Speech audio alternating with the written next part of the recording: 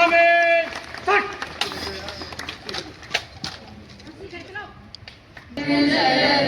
भारत भाग्य विधाता, पंजाब सिंध गुजरात मराठा द्राविड़ उत्कल बंगा, विंध्य हिमाचल यमुना गंगा, उच्चल जलधि तरंगा। तब शुभ नामे जागे, तब शुभ आशीष मांगे, गाए तब जय गाथा। जन गण मंगल दायक, जय हे भारत भाग्य विधाता। जय हे, जय हे, जय हे, जय जय जय जय हे। गार्ड बाजो सट। भारत को एक संपूर्ण प्रभुत्व संपन्न समाजवादी मध्यनिरपेक्ष लोकतंत्रात्मक तथा उसके समस्त नागरिकों को सामाजिक आर्थिक और राजनीतिक न्याय, विचार अभिव्यक्ति, विश्वास, धर्म और उपासना की स्वतंत्रता, प्रतिष्ठा और अवसर की समता प्राप्त कराने के लिए तथा उस सब में व्यक्ति की गरिमा और राष्ट्र की एकता और अखंडता सुनिश्चित करने वाली बंधुता बढ़ाने के लिए दृढ़ संकल्प होकर एतद द्वारा इस संविधान को अंगीकृत, अधिनियमित और आत्मार्पित करते हैं। जय हिंद। हर वर्ष हम सब लोग बहुत ही उत्साह के साथ में इस पावन राष्ट्रीय पर्व को मनाते हैं और जो हमारे संविधान ने इस देश के लिए स्वप्न देखे थे, जो नीति और नियम तय किए थे, उन सभी पे हम लोग मंथन करते हैं, विचार करते हैं, चर्चा करते हैं, आत्मसात करते हैं, उसको स्मरण करते हैं। तो ये अपने आप में किसी भी लोकतांत्रिक देश के लिए एक बहुत बड़ा अवसर होता है, जबकि हम पूरी दुनिया में आज उथल पुथल देख रहे हैं। अलग अलग देशों में कहीं पे आंतरिक अशांति है, कहीं पे बाह्य शक्तियों द्वारा अशांति पैदा की जाती है, और वहीं पर हमारा ये प्यारा देश जो 1947 में आजाद हुआ, 1950 में संविधान को हमने अंगीकृत किया और उसके बाद आज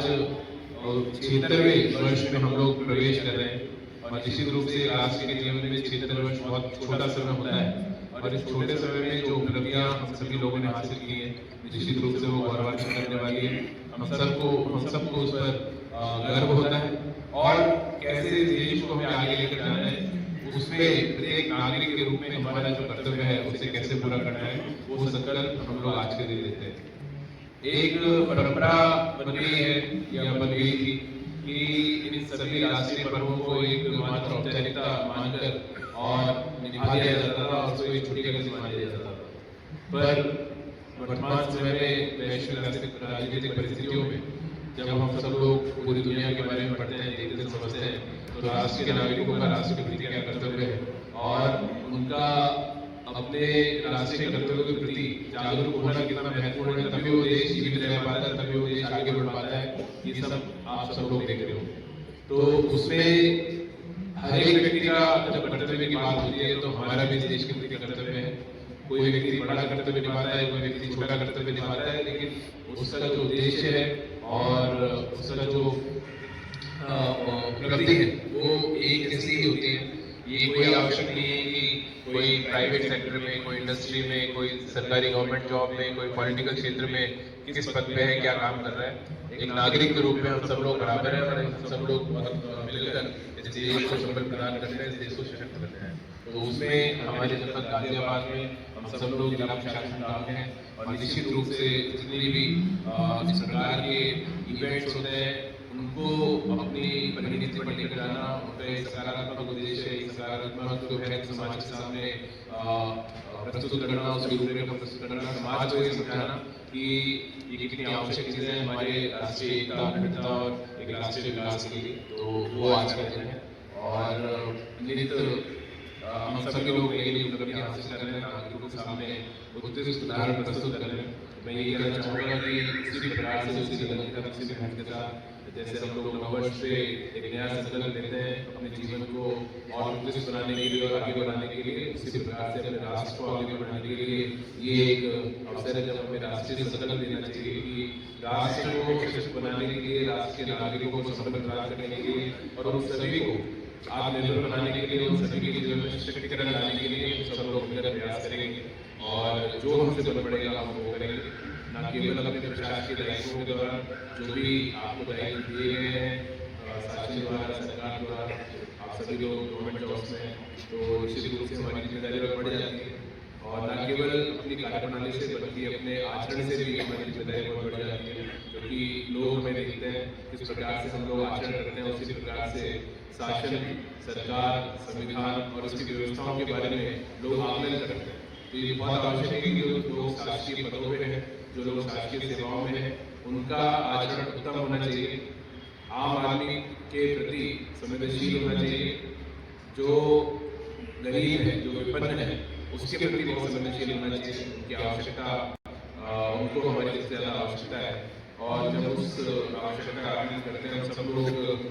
ईश्वर को मानते हैं, सब लोग अपने धर्म ग्रंथ को मानते हैं और हमेशा एक बात जरूर पढ़ते हैं कि अगर आप लोग जीवन में आए हैं तो उसमें जिस भी व्यक्ति के जीवन में आप उजाला ला सकते हैं, जिस भी व्यक्ति के जीवन में आप सकारात्मक परिवर्तन ला सकते हैं, वो निश्चित रूप से लाना चाहिए। और वो कोई ऐसा नहीं है कि कोई रिटायरमेंट के बाद में या कहीं कोई हम दूसरे लोग में जाएंगे, दूसरे कहीं जगह पे जाएंगे या आराम से जब हमें समय मिलेगा तब हम चीज करेंगे। उसका मर्म ये है कि जो आप हर दिन काम कर रहे हैं उस काम के साथ वो जो ज्ञान आपने प्राप्त किया है गरीब आदमी की सेवा करने का, उस संकल्प को आत्मसात करते हुए हर दिन चलना है और उस दौरान जो भी ऐसे लोग आपके संपर्क में आते हैं जिनको आप संपर्क बना सकते हैं, निश्चित रूप से करिए।